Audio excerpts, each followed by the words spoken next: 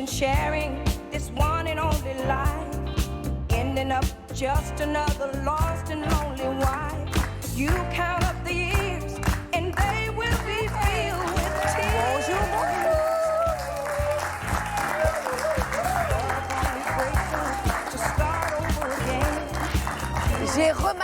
J'ai remarqué en regardant l'émission que j'avais une démarche qui pouvait me faire ressembler à Jean-Pierre Raffarin, donc j'essaye de la soigner un tout petit peu, d'être un peu plus gracieuse.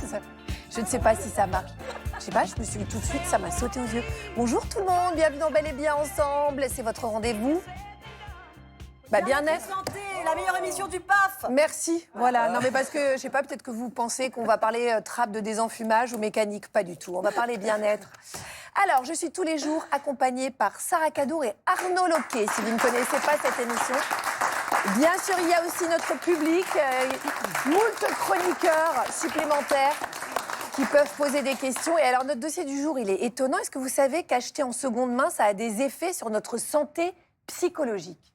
Est-ce que vous saviez ça ? Eh ben ouais, il y a un Français sur deux qui achète désormais d'occasion, c'est en brocante, friperie, site en ligne. La seconde main a de réels bienfaits sur notre bien-être. Pourquoi ? Parce qu'elle donne du sens à nos achats, elle réduit notre culpabilité, elle réduit notre stress financier, elle stimule notre curiosité. Et voilà, on va voir tout ça ce matin. Alors au programme, donner une seconde vie à l'ancien, c'est tout un art. Alice, designeuse de meubles vintage, transforme des pièces qu'on croyait bonnes achetées en véritables objets de caractère. Elle nous ouvre aujourd'hui les portes de son atelier. Ce sera dans quelques instants. Et puis pour dénicher de vraies pépites, encore faut-il savoir où chercher et quoi regarder. May Berthelot, qui est spécialiste en seconde main, est avec nous pour répondre à toutes nos questions pratiques. Et puis pour nous livrer aussi ses meilleures astuces pour chiner les plus belles pièces des plus grandes marques de luxe. Et parce que rien ne se perd, tout se transforme, Héloïse Brion, notre chroniqueuse culinaire, nous propose un apéro créatif. Et puis comme tous les jours, il y aura Stan Gusman. Et Stan Gusman est là pour nous déculpabiliser, nous décomplexer, nous ouvrir les vannes, quoi. Alors, pour tout comprendre aux bienfaits de la seconde main sur notre bien-être, j'accueille tout de suite ma première invitée. C'est Cécilia Como, psychanalyste.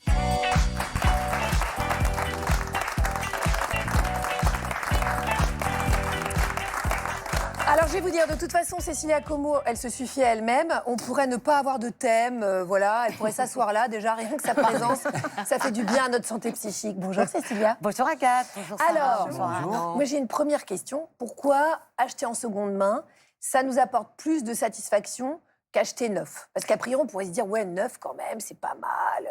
Parce que ça change notre rapport et notre rapport narcissique à l'objet et ça nous ancre dans quelque chose de beaucoup plus permanent. L'objet n'est plus le début de l'histoire, mais il est un maillon dans une continuité. On s'inscrit avec, c'est un marqueur de permanence dans un monde qui est quand même pas mal chahuté. C'est ça, en fait, on devient des passeurs, quoi, parce qu'on se dit, il a eu une vie avant moi, cet objet, il aura peut-être une vie après moi, peut-être que je le transmettrai. Donc ça, c'est vrai que ce sont des valeurs qui nous parlent. Sarah, oui. Les Français, ils vont bien sinon ? Tout va bien ? Parce qu'il faut savoir que Sarah arpente les rues de Paris. J'harcèle les Français. Ils vont bien, mais ils m'ont arnaqué ce matin. Ah bah ? Bah oui, j'ai voulu leur acheter des petites choses qu'ils avaient sur eux. Et ben je me suis fait avoir. Ah bah zut alors. J'aime bien votre foulard. Hein. Ah, justement. Elle est à 250. Ok. Voilà. Eh bien, merci. Vous l'avez payé combien de base ? Ah, peut-être 50 €. Je me suis fait avoir. Bravo. Vous êtes une bonne négociatrice. Ah, bah oui, en effet, alors. Ouais. Pour une fois que c'est dans ce sens-là. Voilà, ça fait du bien. Oh oui, ça fait du bien. Alors, il y en a une qui se fait jamais avoir, qui est dans le public avec nous, c'est Chloé. Donc, vous vous définissez comme éco-fashion addict. C'est pas mal sur une carte de visite. Vous adorez les brocantes, les sites également sur lesquels vous pouvez faire de bonnes affaires.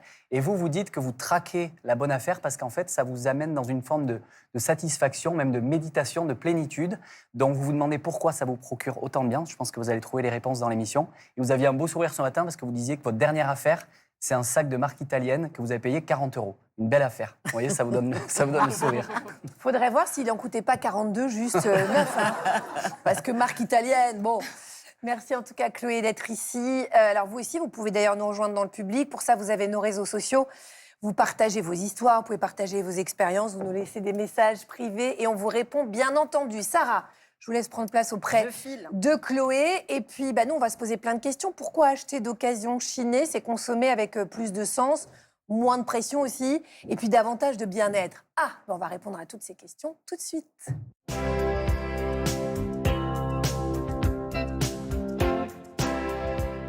Sarah, est-ce Oui. que vous avez sondé le public? Est-ce qu'on a des fans de oui. chinage? Mais ils adorent la Chine, ils adorent chiner. Et ils sont autant vintage par l'âge que par les vêtements ce matin. Voilà. Eh bien, bienvenue. Vous serez toujours bien accueillis. Bien accueillis Sarah. ici. Comme les Français que je rencontre d'ailleurs. Ouais. Regardez. Est-ce que vous aimez la seconde main? Oui, j'adore le vintage. C'est là où on trouve des bonnes affaires. J'aime beaucoup tout ce qui est un peu chinage, brocante, vide-grenier, tout ça. Du coup, j'ai toujours trouvé des pépites. Je trouve que c'est hyper bon plan. En plus, écolo. Est-ce que vous achetez aussi sur des sites de seconde main? Oui, j'y vais au moins 6 fois par jour. Je vais voir ce que vous avez acheté récemment. 21 €, 13, 24. 12, 11, 13, 34, 62, 40, 83, 46, 77, 58, 59, 60. Ah ouais, vous êtes une vraie quand même accro à la seconde main. J'aime bien.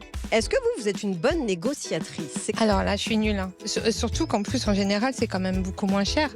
Donc, je vais pas encore négocier. C'est quoi vos techniques? Je suis plus étudiante, mais je l'étais. Je faisais un peu passer ça sur le fait que j'étais étudiante. Et que du coup, j'avais pas trop d'argent. Oh la menteuse! Ouais, grosse menteuse. Si vous la croisez en brocante, ne la croyez pas. Elle n'est plus étudiante. Depuis belle lurette. Qu'est-ce que vous n'achèteriez jamais en seconde main? De la lingerie, des culottes. Oh, ça me dégoûte. Ah, des maillots de bain aussi. Tout ce qui est culotte, ça me dégoûte un peu, quoi. Et le slip d'Arnaud? On le prend? 10 €. 10 €, 10 €, ouais, bon, allez. Allez Nono, ton slip? Elle le veut. Je prends. C'est Bah une oui. super affaire. Hein. D'ailleurs, quand vous sortez de France Télévisions, il y a, 100, 200 nanas qui attendent en brandissant leur culotte à elle et en disant « Pitié, ton caleçon en échange ». Colossal. Mais bon, Arnaud passe avec ses lunettes noires et en fait fi. Merci beaucoup, Sarah. Merci aussi à ceux qui vous répondent, bien sûr, chaque matin. Chloé, donc on le disait tout à l'heure, pour vous, chiner, c'est devenu carrément une passion. Ça vous prend énormément de temps, beaucoup de place dans votre vie, l'idée de trouver la bonne pièce. Oui, exact, merci Agathe. C'est vrai qu'effectivement, je suis une grande passionnée de mode éco-responsable, de mode de seconde main. J'aime chiner, j'aime prendre le temps de trouver la pièce originale, de trouver ce petit foulard-là qui va pas me coûter cher, mais je sais que ça va être la pépite de cette friperie, de cette brocante.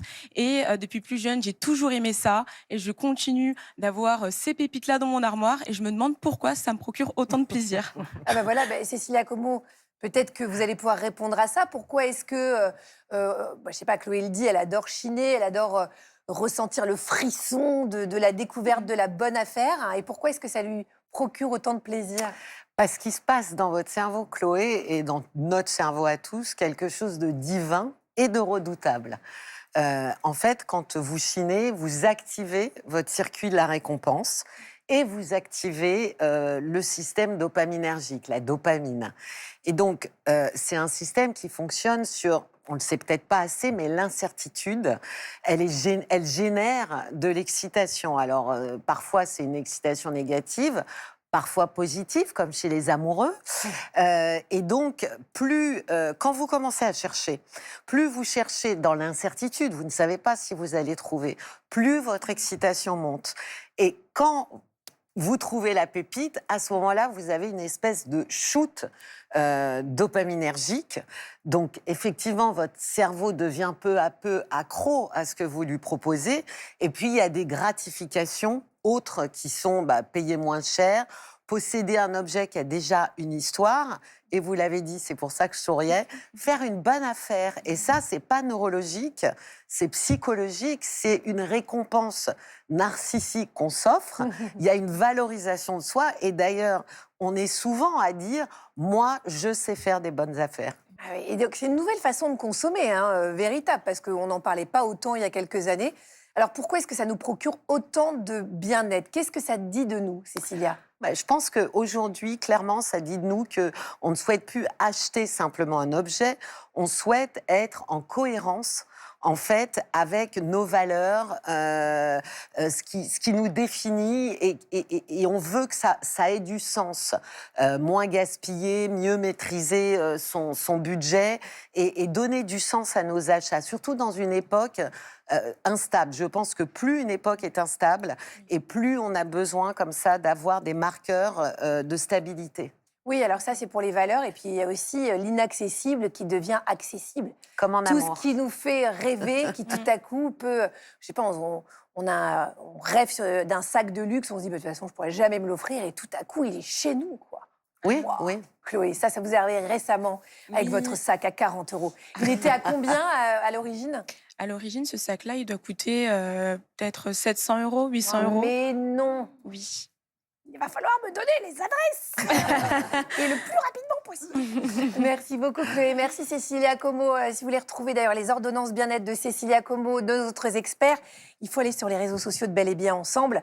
Et d'ailleurs Arnaud, vous allez nous emmener dans l'atelier d'une designer, on dit, de meubles, ou designeuse, qui fait des meubles anciens. Et vous allez voir, ça va vous faire du bien, tout comme à nous.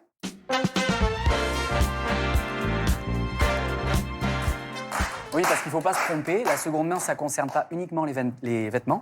Ça s'invite dans nos intérieurs. Il y a meubles anciens, des objets oubliés. Vous, je sais qu'Agathe, vous aimez par exemple la vaisselle rétro de Héloïse, qui vient souvent avec. Non, moi, j'aime la vaisselle rétro d'Héloïse. Je suis obsédée par la porcelaine, les assiettes et tout. Obsédée. Dès qu'on me demande qu'est-ce que tu veux pour ton anniversaire, je réponds une assiette. C'est vrai. Tiens donc. Donc, ce qui est top, c'est qu'on redonne du style, du sens et surtout cette fameuse seconde vie à des objets anciens. Clémentine s'est rendue en Seine-et-Marne pour rencontrer une spécialiste de la rénovation de meubles, Alice. Bonjour Alice. Bonjour Clémentine. Merci de m'accueillir chez toi. Je t'en prie, avec plaisir. Designer de formation, elle troque peu à peu la création de pièces neuves pour redonner vie aux meubles anciens. Chez elle, presque tout est chiné, transformé, sauvé. Bienvenue dans la cuisine. Merci. Je pense que ça a été bien chiné, ce petit lustre. Oui, bien sûr. J'ai chiné ces petites croix dans une brocante et je les ai installées dessus. Et puis un lustre, c'est quand même plus sympa dans une cuisine que, je sais pas, dans la salle à manger ou le salon. Je me disais, ça fait un petit côté décalé. Versailles dans la cuisine. Et je vois aussi qu'il y a une armoire. Oui, en fait, c'est des meubles que je restaure. Alors celui-ci, je l'ai chiné chez un particulier. C'est un vide-maison, à peu près 40 € pièce. C'est comment au départ cette armoire? Elle était en bois. En général, il y a 1, 2, 3 couches de vernis. Je démonte tout. J'enlève les pommelles. Je démonte les serrures. Tout ce que je peux garder, je garde. Ça, c'est une brocante en Charente. Ça, c'est vide-maison. Parce qu'en fait, les gens, ils savent plus quoi faire. Donc, en général, ils m'en donnent. Donc, je me retrouve avec des lots de vaisselle. Mais j'adore ça. Et puis, moi, j'ai pas envie de le jeter. Ça, c'est la salle à manger. Et ça, c'est une table que j'ai restaurée. Et pareil, je l'ai chinée, j'ai enlevé tout le vernis. Après, j'ai rebouché certaines parties, parce qu'il y avait quand même des sacrés trous. Elle a servi certainement d'établi. Et celle-ci, oui, je l'ai chinée à peut-être 40 € ou 50, je ne sais plus. Là, il y a eu 2 jours de travail dessus. Place maintenant au concret et à la rénovation façon Alice. Mais avant de transformer les 2 trouvailles du jour dénichées à la ressourcerie, il faut d'abord les décharger du camion. Tu pars jamais sans ton camion? Ah non, et puis j'ai des galeries. J'ai une galerie au-dessus de la voiture. Ça m'est déjà arrivé de refaire 200 km avec au retour de vacances. Je me dis quand même, c'est dommage de ne pas passer la prendre, celle-ci. Ces 2 meubles vont donc devenir un joli vaisselier et un petit meuble pour salle de bain. Allez, go, c'est parti. On a du travail là. On a du boulot. Allez, on enfile le bleu de travail et on commence avec la première étape, le ponçage. Et là, tu le passes dessus. C'est hyper modeste en termes d'outillage. Il faut du papier abrasif. Et ensuite, il faut une pince, un marteau. Il faut très peu de choses. 2-3 tournevis et c'est parti. Il y a un côté hyper satisfaisant, non? Comme je suis un peu hyperactive et j'ai mon cerveau qui part tout le temps dans tous les sens, en fait, ça me repose vachement. Il y a un côté méditatif, parce qu'on est dans l'instant présent. Quand on est avec des machines ou des outils, Il ne faut pas penser à la chose qu'on va faire après, sinon c'est comme ça qu'on se blesse. Et là, on va le repeindre.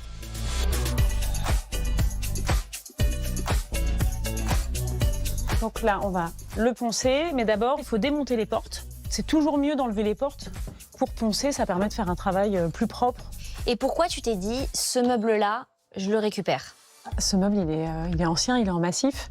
Il a probablement plus d'un siècle. C'est un meuble qui n'est pas trop gros, donc on peut le loger dans une cuisine, un salon, une chambre.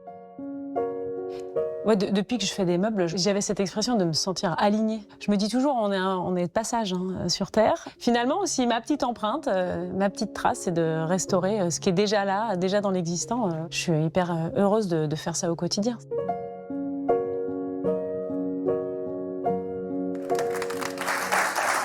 Bah moi, tout me fait rêver.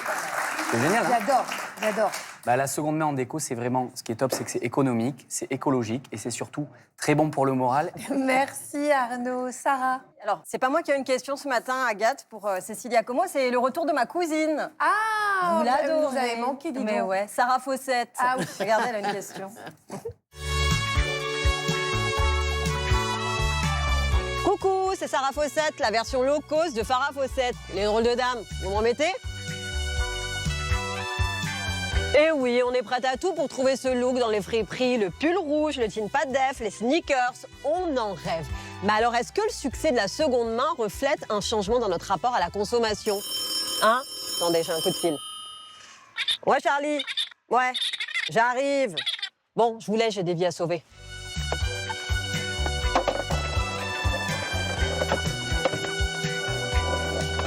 J'arrive! Ah oui. Attention à votre tibia.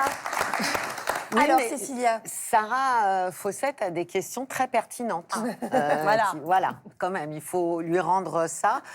Oui, sans aucun doute, ça a totalement changé notre rapport aux objets parce que, quand même, après des siècles d'objets durables et permanents, soudain, parce qu'à l'échelle de l'histoire, 80 ans, c'est soudain, on nous a habitués à consommer vite, à jeter vite, à oublier vite, à remplacer vite.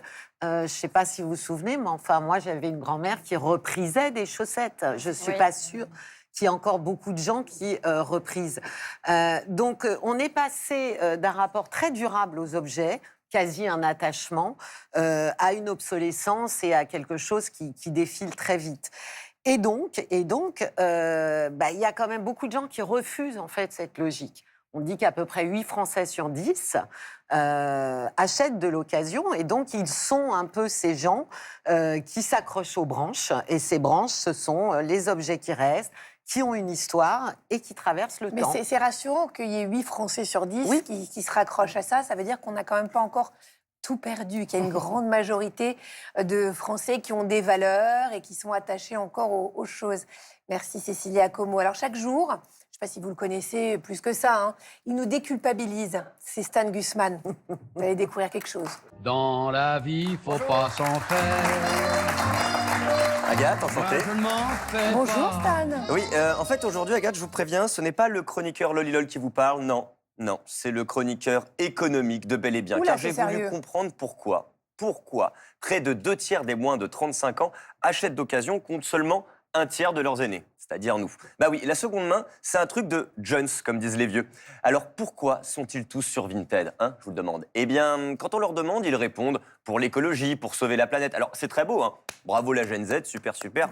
La vérité est ailleurs. En fait, si les jeunes ne jurent plus que par la seconde main, c'est parce qu'ils ont inventé un nouveau concept économique. Attention, tremble Thomas Piketty, ça s'appelle la girl math. Traduction, les mathématiques selon les filles. Une expression misogyne née sur les réseaux sociaux où l'on voyait des jeunes femmes qui se justifiaient de leurs achats compulsifs avec des logiques mathématiques, comment dirais-je, un peu biaisées.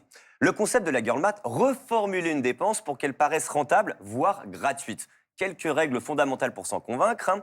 Par exemple, si un objet coûte 100 €, mais qu'il est soldé à 40 pour la jeune génération, vous ne dépensez pas 40 €. Non, vous en gagnez 60. C'est pas génial, ça? Fantastique. Autre règle très importante, si un objet coûte moins de 20 €, il est considéré comme gratuit, parce que à ce prix-là, ce serait vraiment irresponsable de ne pas l'acheter. C'est ça, la logique de la girl math, qui aujourd'hui s'applique à toute une génération, quel que soit le genre, les mecs comme les filles. Forcément, avec ce type de raisonnement, la seconde main devient un terrain de jeu parfait, parce que La seconde main, c'est quoi? C'est des prix bas et la sensation de faire le coup du siècle à chaque fois. Typiquement Girl Math. On a l'impression de gagner de l'argent en consommant et de s'enrichir en creusant son PEL. En gros, vous ne dépensez pas de l'argent, vous en gagnez en faisant une bonne affaire. Et ça, c'est parfait pour notre cerveau parce que lui, qu'est-ce qu'il fait? Il cherche toujours des excuses pour justifier les dépenses qui nous font plaisir. Donc on résume la logique. Les jeunes se disent anti-fast fashion et veulent consommer moins, mais ils ont quand même trouvé un moyen d'acheter encore plus grâce à cette logique mathématique approximative. Oui, je sais, c'est pas avec cette théorie qu'ils vont gagner le prix Nobel d'économie, mais grâce à cela, la seconde main a encore de beaux jours devant elle. D'ailleurs, Agathe, on va voir si vous êtes girl math et si vous avez moins de 35 ans dans votre tête. J'ai une affaire à vous proposer. Regardez comme il est beau, ce sublime nain de jardin. Je l'utilise plus. Alors, sachez que je l'ai acheté 50 €, mais c'est une affaire. Je le brade à 5 rien que pour vous. Vous m'avez dit que moins de 20 €, c'était comme si on dépensait rien. Donc c'est bon, c'est d'affaire. C'est bon, allez. Affaire conclue. Laissez-le là parce que c'est quand même magnifique. Faudrait que les téléspectateurs en profitent. Bon, allez, à bientôt. Mais en fait, il est pas mal parce qu'il est un peu abîmé, un peu voilà. J'aime bien quand même. Il fait très vintage. Ça s'appelle une collection, ça. Oui, ils sont 7 normalement, Agathe. Oui, c'est le début de ma collection, Cécilia. Voilà. Pour un prochain anniversaire. Ça me donnera l'occasion de dépenser encore plus d'argent. Merci beaucoup, Astan. Donc, on comprend pourquoi la seconde main, ça nous fait du bien, mais concrètement, comment est-ce qu'on s'y met? On va être un peu plus dans le concret. Où chercher les bonnes pièces? Qu'est-ce qu'on peut vraiment dénicher aujourd'hui? Et surtout, comment éviter les pièges? Eh bien, on va en parler tout de suite avec notre prochaine invitée, qui est une experte de la seconde main.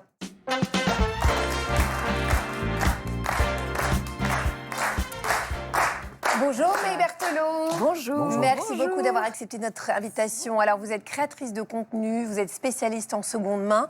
Est-ce qu'il existe aussi des tendances, d'ailleurs, en seconde main ou pas? Alors oui, absolument. Il y a, en fait, la mode classique va totalement influencer la seconde main. Donc, toutes les tendances que vous allez retrouver actuellement, très rapidement, c'est presque en temps réel, vont arriver en seconde main. Par exemple, aujourd'hui, on est dans un gros revival des années 2000, alors que c'était hyper moqué dans les années 2010. Et là, vous allez voir plein de pièces qui vont se retrouver sur les plateformes. Ah oui, des années 2000, oui, donc c'est un peu Britney Spears. Les petites lunettes. Oui, Caroline Bessette avec ses petites lunettes des années 90, là, voilà. D'accord. Et pour tous ceux qui nous regardent, est-ce que vraiment le luxe en seconde main, c'est un bon plan? Alors, c'est un sujet un petit peu délicat. C'est-à-dire que oui, vous allez pouvoir trouver des jolies pièces, souvent vintage, à des prix beaucoup plus accessibles. Mais là, ici, il va y avoir deux problématiques. La première, déjà, c'est l'état.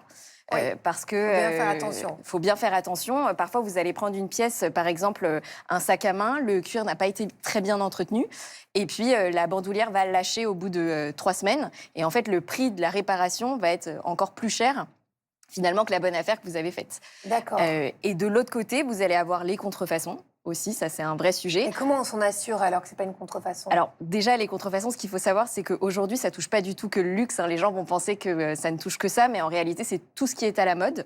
Donc dès que vous avez une marque qui est tendance, même une marque grand public, elle va aussi être touchée.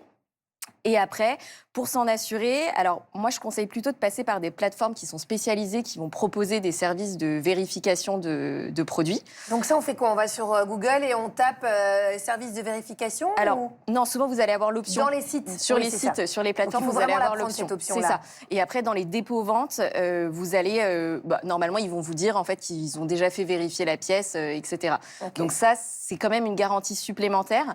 Et souvent, vous allez voir, si le vendeur, d'ailleurs, refuse la vente, par exemple sur la plateforme, c'est un petit peu un signal d'alerte qui vous dit que ça sent pas très bon. Alors moi, j'ai quand même réalisé que tout ce que j'ai acheté en seconde main, c'était des pièces que j'ai déjà eues dans les années 80. C'est-à-dire que, par exemple, j'ai acheté les jeans, vous savez, je peux pas citer la marque, vraiment la marque la plus connue de jeans que j'achète, que je portais hyper large dans les années 80, avec des chaussettes bien précises, avec des baskets bien précises. Et je me dis, mais c'est pas possible. Je suis sapée comme sur mes photos de lycée. Donc, il y a les années 80 aussi, quand même, qui reviennent beaucoup. Oui, énormément. Alors, elles sont vraiment beaucoup revenues, je dirais plutôt dans les années 2010, sur la partie gros logo. Donc, ça veut dire que bon, je suis old fashion, quoi. C'est ça que je veux dire. Non, mais May, bon, tant pis, c'est pas grave. C'est dit. Non, donc c'est vraiment là, année 2000, année... Là, c'est beaucoup les années 2000. Merci beaucoup, May. Vous restez avec nous, bien sûr. Avant ça, c'est l'heure de la Happy Therapy d'Arnaud.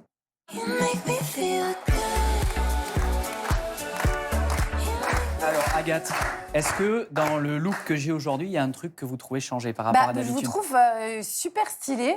C'est sympa. Je veux pas dire pour une fois, Ouais. mais bon, À part, j'ai l'impression, mes chaussures vous plaisent beaucoup, je crois. j'ai un problème avec les chaussures. Mais bon, ça c'est très subjectif. Hein. J'aurais dû dire La pieds vie nus. personnelle. C'est les mêmes que portait ma copine en SVT en 87. Mais bon. Prochain coup, je vais venir pieds nus. Eh bien, figurez-vous qu'en fait, avec le thème de l'émission, quand j'ai su, je me suis dit, je vais aller en friperie. Non, mais me dites pas que ça c'est seconde main parce que c'est vraiment canon. C'est Gré du neuf. complètement seconde main. C'est-à-dire Canon. que, Chloé, vous le disiez tout à l'heure, il y a la possibilité d'aller sur Vinted, il y a des boutiques comme KiliWatch. Moi, je suis allé sur un site qui s'appelle Jaillot et j'ai retrouvé des marques, franchement, de dingue, que je pense que je n'ai jamais pu les trouver en boutique à ce prix-là. Là, le total look que j'ai là, j'en ai eu pour 276 €. Alors, Et c'est des grandes marques? Alors, normalement, tout ça, j'en aurais eu pour 1 900 € de marque en magasin. Le jean, c'est un Ralph Lauren. Donc vous avez moins 80% quand même, quasiment. Quasi. Je suis mauvais en calcul, mais si vous le dites. Je l'ai touché à 36 € contre 300 € en boutique. Le pull, c'est une marque française. Mais la ceinture, ça c'est sur le marché du Cap Ferré, non? C'est ça, Voilà, elle est je maison. reconnais. Le pull, c'est une marque française Ami. Je l'ai eu à 150 € au lieu de 400 € en boutique. Et alors, le clou du spectacle, je pose mon micro. C'est ça. Oh, sublimité. Voilà. C'est une chemise de la marque Céline. Céline. Et alors, celle-là, 90 € au lieu de 1 200 € en boutique. Truc de dingue. Je crois qu'on fait la même taille, peut-être. C'est ça. C'est ça. Et alors... Comment il réagit tout de suite, tellement il ne va pas me la donner, vous avez non, remarqué? c'est mort. Et alors, j'étais pas tout seul. J'étais accompagné de Anna et Baharan. Vous pouvez les applaudir. Oh là là. Voilà. On a fait chauffer la CD, mais pas tant que ça, parce que, regardez, pour vous, Anna, Canon. c'est un trench Burberry. 2200 € affichés sur l'étiquette. Et là, on l'a eu à 430 €. Et vous, Baharan, vous êtes habillé là pour 60 €. Et je pense que dans les boutiques, on en aurait eu pour le triple. Oh. Génial, hein? Moi, je veux le trench, la chemise et le pull et la robe. Merci beaucoup. Cécilia, pourquoi rien qu'en le disant, je suis hyper excitée. J'ai l'impression vraiment d'avoir fait sauter la banque. Ouais, vous avez l'air Pourquoi bien excitée. Ouais, mais parce que vous voyez, Arnaud, vous avez, je reprends ce que disait Stan, en fait, vous regardez ce que vous avez économisé. Vous ne regardez pas ce que vous avez dépensé. Vous avez dépensé de l'argent. Mais comme on a une aversion naturelle à la perte, vous l'avez complètement oublié. Ah oui, complet. Oui, et vous regardez en fait ce que vous n'avez pas perdu. C'est ça le piège. Vous avez quand même dépensé plus de 200 €. Mais ça, vous l'avez oublié. Je l'ai complètement zappé. Culpabilisateur, Cécilia Como. Oh là là. Alors, par contre, il y a eu juste un problème dans la friperie et qui peut arriver régulièrement, c'est que dans ces endroits-là, il n'y a pas forcément de cabine d'essayage. Et alors, je vais vous donner 3 tips qu'on peut trouver sur les réseaux sociaux. Sarah, est-ce que vous pouvez venir? J'ai besoin de vous pour que vous puissiez me tenir le micro. J'ai découvert ça sur Instagram, c'est-à-dire que si on ne peut pas... Génial. Si on ne peut pas utiliser la cabine d'essayage, merci. Regardez, il y a 3 méthodes pour savoir si, par exemple, ce jean est à votre taille. Pour info. Hein.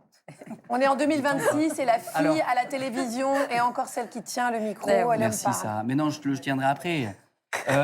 Alors, je prends ce jean, je le boutonne complètement, je passe mon coude à la ceinture, et si le point au bout, si j'arrive à rentrer tout mon avant-bras, c'est que le jean est à la bonne taille.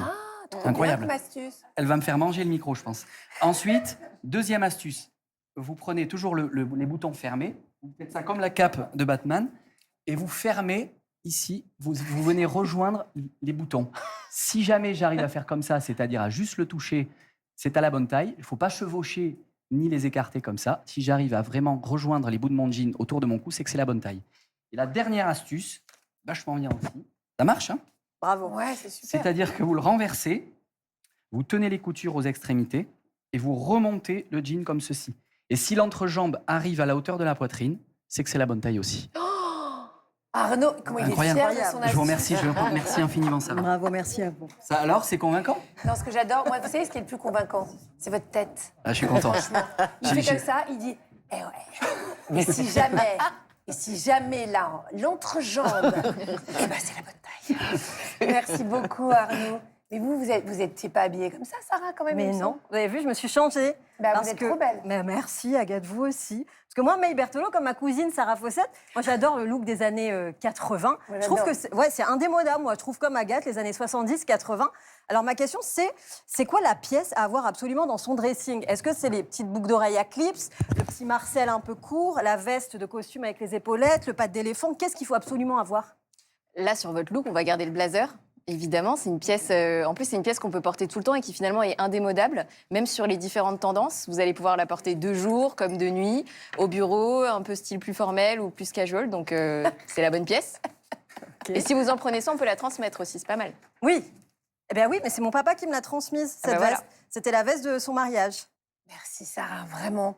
May Berthelot, c'est vrai que quand on pense marque de luxe, seconde main, je pense que la première chose qu'on regarde quand on arrive sur un site, c'est les sacs. Parce que les femmes sont folles de sacs. C'est généralement impayable, un sac de luxe. Est-ce qu'il y a des pièges qu'on doit connaître pour ne pas se faire avoir? Alors, il y a plusieurs choses. Déjà, le premier point, c'est le prix. Si le prix est trop beau pour être vrai, souvent, ça sent plutôt mauvais. C'est-à-dire que, par exemple, un sac qui coûte 1 500 €, une très grande marque, il doit être à combien sur un... Ça dépend de sa cote, parce que s'il est extrêmement recherché et qu'en fait il est complètement sold out en boutique, en réalité il peut valoir beaucoup plus sur le marché de la C'est seconde ça, main. on pense à la marque avec un grand H, là où il faut Par commander exemple. son sac qui arrivera 2 ans après. C'est ça. Mais si par exemple un sac a une valeur de 1 000 € en boutique et qu'il a une valeur de revente autour de 300 €, on va dire, si vous le trouvez à 50 €, souvent, c'est quand même très mauvais signe. Et je pense, je reviens sur ce que vous disiez, c'est que vrai, il y a vraiment ce côté d'excitation où les gens vont tout de suite se dire je fais une super affaire.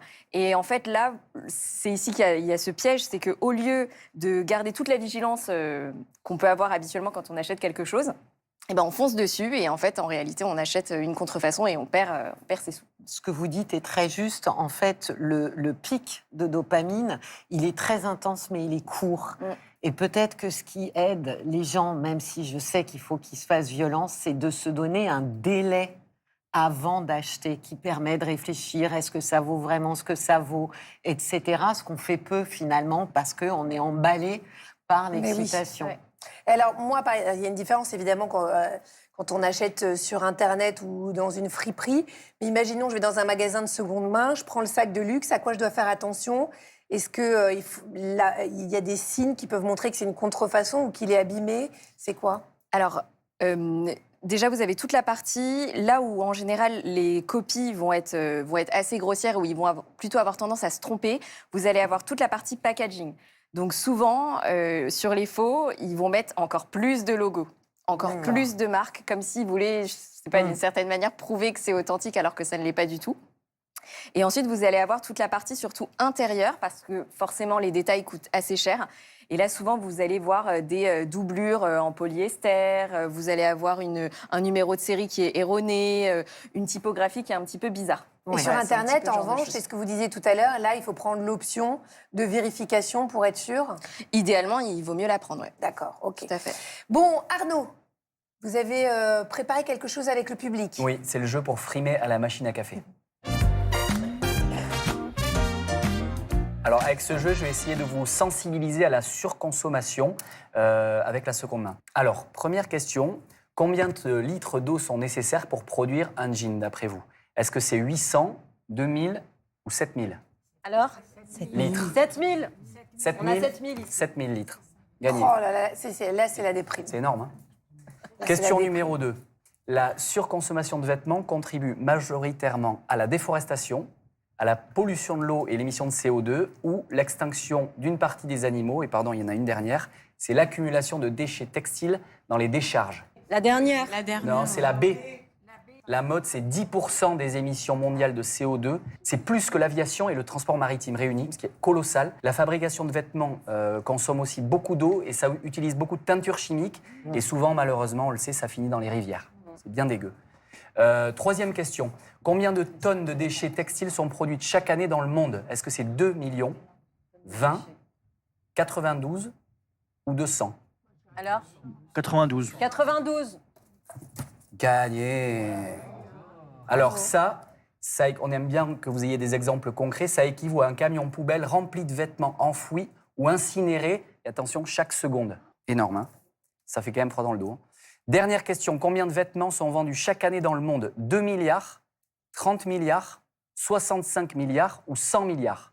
100 milliards. Ouais, c'est 100 milliards, la réponse D, c'est énorme. Et surtout, il y a des disparités entre les pays. En France, il y a 42 pièces par personne par an qui sont achetées. Ça englobe les vêtements, les chaussures ou les linges de maison confondus. C'est énorme. Et autrement dit, c'est plus d'un vêtement neuf par semaine et par personne. C'est énorme, énorme. Voilà. Bon, merci beaucoup Arnaud. Ça Je sais pas calme. d'ailleurs. Ouais, c'est ça, ça calme tellement. En tout cas, on en sait un petit peu plus et peut-être que ça nous aidera à acheter de manière encore plus raisonnée et que ça vous aura convaincu. J'ai l'impression d'avoir D'acheter en plombé seconde l'ambiance, main. mais Oui, c'est le cas. vive la seconde main. C'est le cas. Merci beaucoup Arnaud. Sarah, il y a une question dans le public. je Oui, crois. de Joyce. Allez-y. Alors, j'ai une amie à moi qui est devenue accro au site de seconde main. Moi, je trouve, j'ai l'impression qu'elle tombe dans la surconsommation.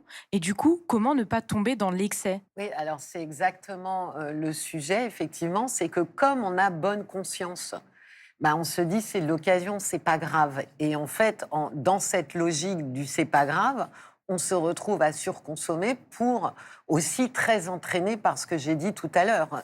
Et ce que disait aussi May, c'est cette excitation qui provoque l'achat. Encore une fois, les plateformes utilisent les mêmes mécanismes que le commerce classique. Les notifications, la rareté de l'objet, l'urgence, c'est maintenant qu'il faut l'acheter parce que sinon ça va disparaître, et les recommandations personnalisées. Donc on fait une bonne affaire, c'est grisant, notre cerveau s'en souvient, il veut recommencer et on se met à acheter des choses dont on n'a pas vraiment besoin. Donc, je pense qu'une des aides pour calmer un peu en fait ce cycle, c'est le délai. C'est de se dire que c'est pas un drame si on n'a pas la pièce. Il faut aussi apprendre à relativiser parce qu'on est entraîné dans une urgence artificielle et constater qu'effectivement, finalement, on voulait fuir une logique et on est tombé dans une autre. Et de se dire que la seconde main, ça n'immunise pas contre le consumérisme. Merci pour ces précieux conseils. Merci May Berthelot d'être venue aussi nous éclairer et analyser un petit peu ce vers quoi on doit se tourner, faire et pas faire. Maintenant, place à la chronique de Héloïse Brion, notre chef préféré qui nous propose un apéro 100% seconde main. Oui, ça existe aussi.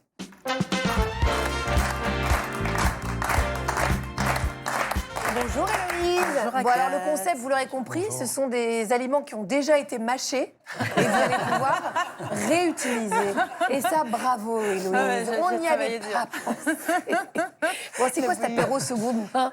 C'est bizarre comme ça. Alors, en fait, c'est vrai que c'est vrai pour les vêtements, c'est vrai pour des assiettes, de la vaisselle, etc. On a tendance à vite changer, jeter. Et quand on va faire son marché, on achète une botte de carottes, on jette souvent les fans, alors qu'on pourrait très bien les utiliser. Donc moi, j'ai voulu proposer une recette aujourd'hui pour l'apéritif de petites galettes que j'ai faites avec des fans, justement, Des de fans de carottes, carottes, ouais. des feuilles de radis, avec un petit reste de feta, du pain rassis aussi. bon Du pain rassis? Du pain rassis que j'ai réhydraté. Je vais vous montrer la recette en image, comme ça vous aurez tous les détails, tous les secrets.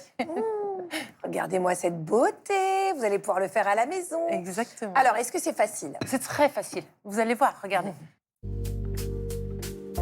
Alors, pour cette recette, on prend déjà la mie de pain de pain rassis, à peu près 100 grammes. On va mettre dans un petit On bol. n'a même pas besoin de la broyer, quoi. Non, et moi je mets avec un petit peu de lait. Vous pouvez mettre de l'eau, mais avec un petit peu de lait, puis on écrase et du coup ça va tout réhydrater. Ensuite, on met ça de côté. Et puis on prend justement du coup les fans de carottes, les quelques feuilles de radis qu'on rince bien parce qu'il y a souvent beaucoup de terre. Et puis je mets après les herbes que je veux, donc là de la coriandre, basilic, ce qu'on veut. Des épluchures de carottes et de navets, là aussi. Un petit peu d'oignon, jaune ou rouge, comme vous voulez. Une gousse d'ail. Et un petit peu d'huile d'olive. Et ensuite, l'idée, c'est qu'on mélange le tout. On peut rajouter des épices. Et on met tout dans une poêle pour que ça cuise doucement. Ça sent souvent très bon déjà à la maison. On va prendre 2 œufs. C'est ultra fondant, en tout cas. Et on ajoute du coup la mie de pain, les graines de tournesol, de courge, de sésame, ce qu'on veut, les œufs. On fait un petit mélange. Là, j'ai ajouté un petit peu de farine de pois chiche, du garam masala et un bout de feta qui me restait à la maison, mais c'est très bon aussi avec du parmesan. Et ensuite, du coup, c'est une pâte qui est un peu collante et on les met comme ça, on la met tout simplement dans une poêle avec un peu d'huile d'olive et on peut faire alors des galettes plus ou moins grosses. Ça peut faire aussi une entrée ou un plat en fonction de la taille. Là, je vous ai fait en version apéritif sur le plateau. C'est super. Et je le sers avec juste un petit yaourt grec avec quelques herbes C'est dedans. délicieux. J'ai goûté pendant que vous parliez, j'ai rien écouté, j'ai fait que manger. Merci Héloïse, on va faire ça à la maison. Merci Cécilia Como d'être venue mettre les choses à l'endroit. Merci Sarah, merci Arnaud. Et on se retrouve demain, bien sûr, 9h55 sur France 2. Bye bye.